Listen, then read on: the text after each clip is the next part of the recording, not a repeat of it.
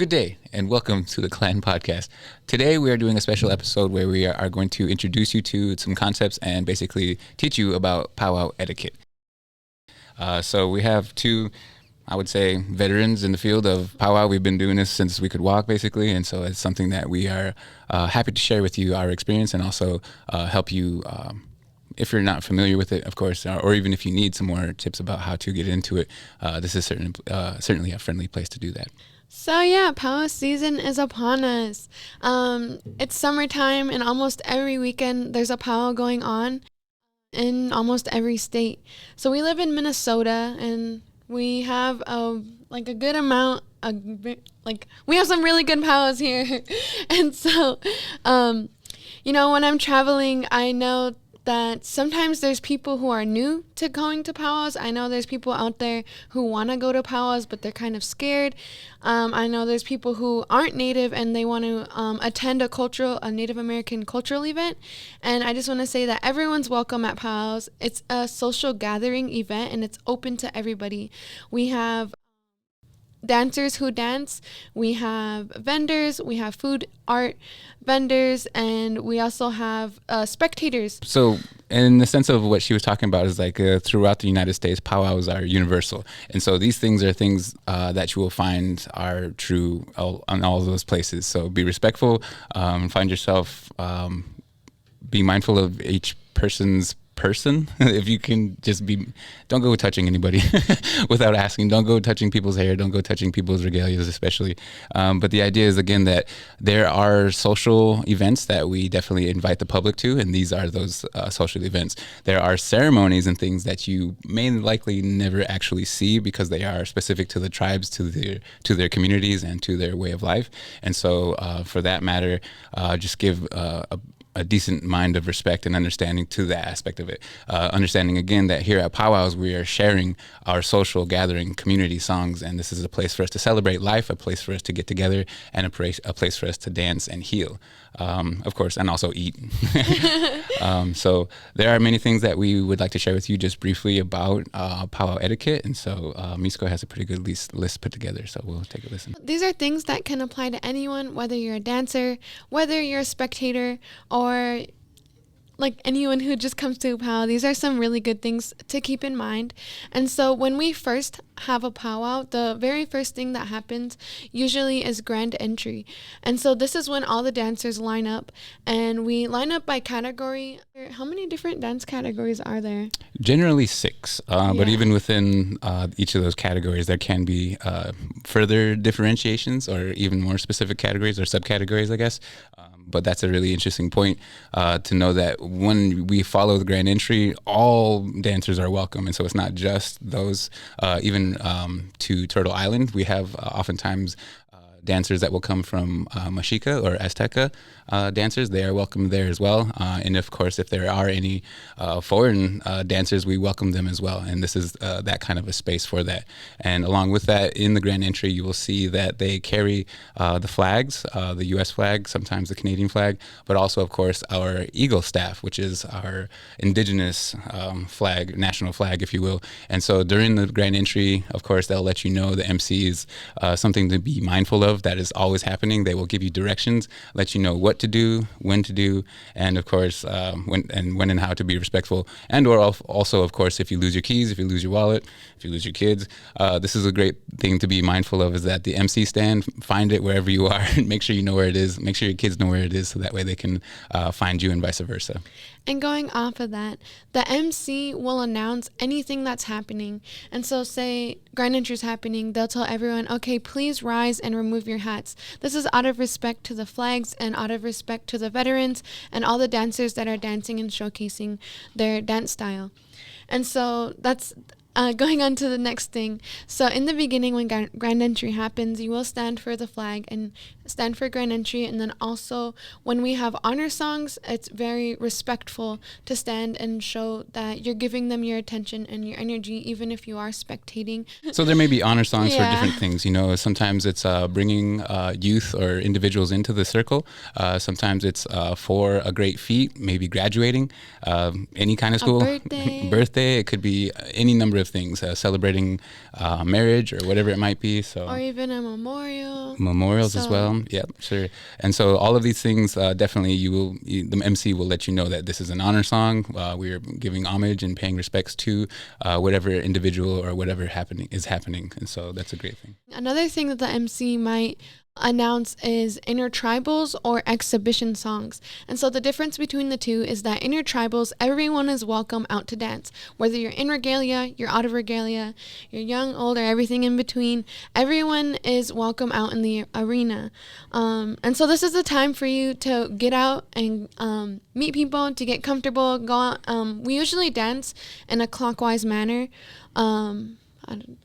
Typically, I usually just follow what everyone else is doing. If you really don't know what you're doing, just look at someone and be like, hey, I see what they're doing. I'm just going to, try and do what they're doing. If you like how someone's dancing, you can try to dance like them. And if you have more questions about dancing, don't be shy to go up to someone and ask them. 9 times out of 10, you're going to run into someone who's super nice and super friendly and willing to answer your questions. And we're all there to have a good time and to meet people and to share our culture with one another. And so, that's for intertribals. And there's also different styles of songs. So there's like crow hops, which is kind of like... It's a slower tempo, but I feel like it takes more energy. And then there's straight songs, which is the normal song typically that you'd hear. For intertribals or people singing, and then there's different songs for each category. And then for exhibitions, that's when the announcer calls a specific dance category. And so the ones that come to the top of my head is like men's traditional, men's chicken, men's fancy, women's traditional, women's jingle, and women's fancy. And there's more styles and there's different variations of like certain styles, like old style jingle, contemporary jingle. And so when the MC asks these people to come out and dance, that's a time for only them to come out and showcase their style. And it's so that we can appreciate their styles and watch how differently they dance within one style. Then there's also, they ask by different age groups. And so if you're, a young one and you're new to powwows or you're new to going to powwows, always try to listen to the MC when he's announcing the style and the age category. Mm-hmm. Yeah. And so there is also a difference in the time between traditional and what they call a competition powwow. So generally in competition powwows, again, be mindful of the age categories and try to be respectful and, maintain your course or stay in your lane. And there will be opportunities for everybody to have the chance to get out there and dance. If you are a spectator or you are new to going to powwows, you will see that sometimes there's blankets on chairs, there's blankets on bleachers. That's just a way of people saying that this is my area, this is my seat, this is where my family's sitting. And so don't go and sit on someone's blanket and don't take another person's blanket. Along with going back to when he was saying being respectful to others, so like not touching their regalia, the things that we make take a really long time. Like everything that we wear is handmade. It's not something that you can go to like the store and buy. There's a lot of intention. There's a lot of creativity that goes into our dance regalia. And so please don't touch without asking. Like you wouldn't go up on the street and like touch someone's hair or grab their earrings. Like it's really disrespectful. And then also just ask to take pictures of people. With the taking pictures of people, there is an appropriate time and an inappropriate time to take pictures. So usually when we're in the dance arena, usually there's bleachers all around or chairs all around. And then in the circle, when people are dancing, normally it's okay to take pictures because we are showcasing our dance and it's an open public space. There are times in the arena where you don't take pictures, such as honor songs, just because we're either praying and I don't know, how else would you describe that? It's just a matter of respect. Giving space to the event or occurrence that is happening, and there's a time and a place for everything, mm-hmm. and of course there's a time and a place to respect the prohibition of those things. We want to keep those things as genuinely sacred as we can, and hopefully they're not shared widely over the internet and talked about in such a way that is it can be misconstrued in any kind of way. Yeah. And then another time where it's inappropriate to take pictures is like, say I'm outside of the dance arena and I'm taking my stuff off, or I'm leisurely walking with my friend around the vendors. You like, it's like if I was at a convenience store and you just come up taking pictures, it catches me off guard. I'm not ready. And I would just really appreciate, and I know a lot of us would appreciate, if you would just ask us like, hey, can I take a picture with you, or can I take a picture of you, just so that we're aware. Yeah. Some will say yes, some will say no. Some might charge you $5. For You never real. know. But yeah, and then onto the next point that we have is just to dress appropriately, and yeah, because it is a family event. There's youth, there's elders. The way in which we dress in our regalia there's a specific way that we dress, and we like, I don't know how to say it without sounding like mean, but it's not a festival. This is a cultural and a traditional event. And I'm not gonna dress code or police anyone, but just kind of be aware sometimes of what you're wearing. Yeah. I know it gets hot. One of the things that we definitely want everybody to understand is that, especially at powwows, traditional ones, but even at competition powwows, these are our closest that you're ever going to get to our sacred practices. And so along with that, we expect the respect of these practices, and of course not to allow any influences, meaning drugs and alcohol, tobacco even. We ask people that do smoke to go much, much further away. For these dancers, we're athletes. We're very, very athletic individuals, and so we need every little bit of our focus, our attention, our capacity for our lungs and our health to be able to showcase our dances, to show our dances, our stories, and our regalias, our work, our art, our lives, our way of life that we're proud of, And so, again, understanding that this is not a place for any type of drugs or alcohol. It's simply just not the place. I don't know how else to say that. Yeah, and another thing is that me personally, and I know so many of us, we're very spiritual. And so when I think of like alcohol or I think of drugs, there's a spirit in those things. And if you're coming while using or under the influence, you're carrying that spirit with you.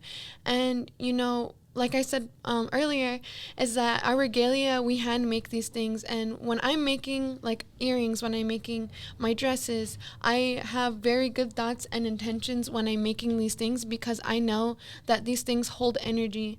And so say like I am walking around and then someone, is like that, and then I can feel their energy, and I can it can affect me in different ways, or I can hold on to it in like a certain type of way. And it's just very disrespectful to bring that kind of spirit around such a sacred place. Mm-hmm. And so, just be mindful of what you're doing, what you're saying, even just, I don't know, talking bad about like somebody, it's not, it happens, but that's energy that you're putting out into the universe. And I don't know, that's, Yeah.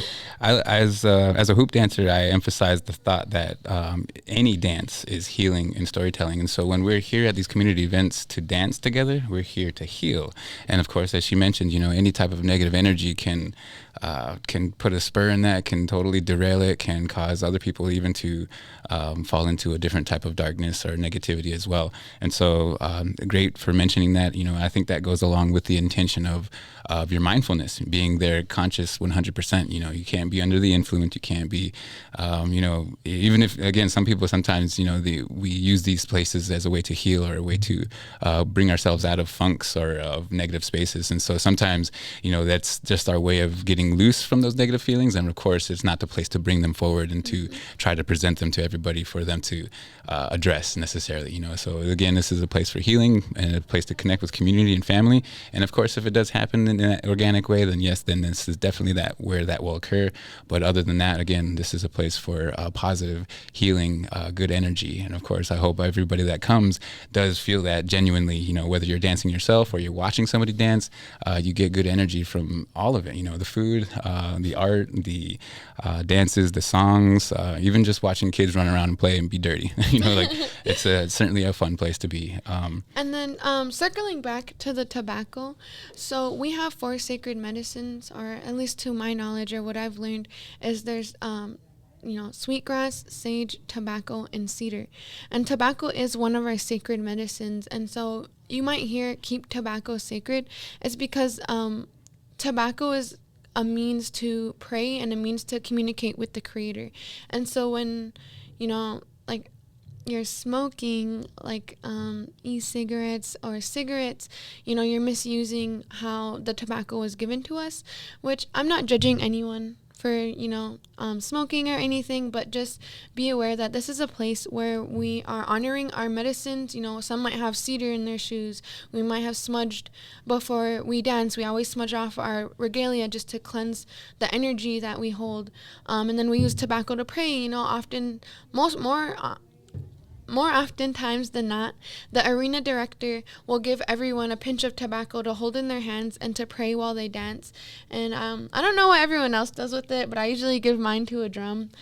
I didn't know that when I first started dancing, so I would just hold on to it and I would just go put it by a tree. Sweaty. No, just my sweaty old tobacco. But yeah, so I usually offer my sweaty tobacco to a drum, or I'll go put it out by a tree. But yeah, and there's so much to learn at powwows. But again, keep tobacco sacred, and be aware of where you're at, be respectful, and there's so much to learn.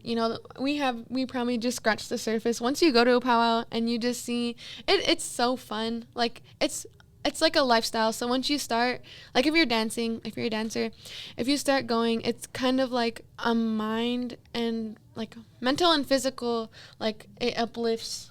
Oh, yeah. It makes me want to eat better. It makes me want to work out or practice dancing, because you have to be physically strong to like keep up and dance multiple songs. And so, becoming a dancer personally for me and learning to dance, and then also going to these events and learning how to respect others or you know what I mean? Like, Oh yeah, the powwow is a perfect place to learn about other people, but also appreciate them, especially in a sense that every one of us has unique regalia. Nobody's gonna have one that matches another person, and each bead in that also tells a story. So every single one of us has a unique story to share, and that's the place to go do it. That's the place to learn about each other, and of course, even outside of that, oftentimes I've been approached by people who are non-native, and it gives me a chance to learn a little bit about them. If they share a little bit, they're like, "Oh wow, that's so cool. That's very similar to my people back home, or the way we practice our cultures and songs."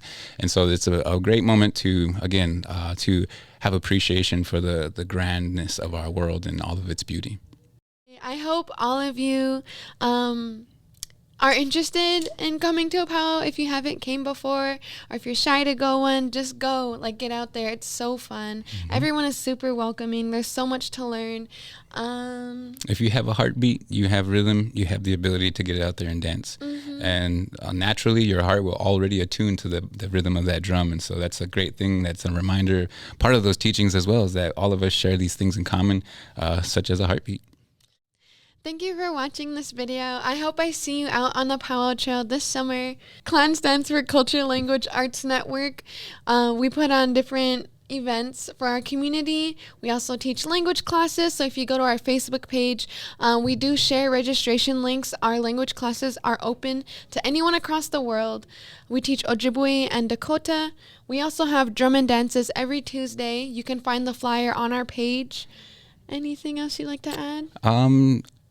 Every 3 months we host a powwow, so we'll let you guys know more about that and talk about that in the future. So like and follow. Miigwech. Mado.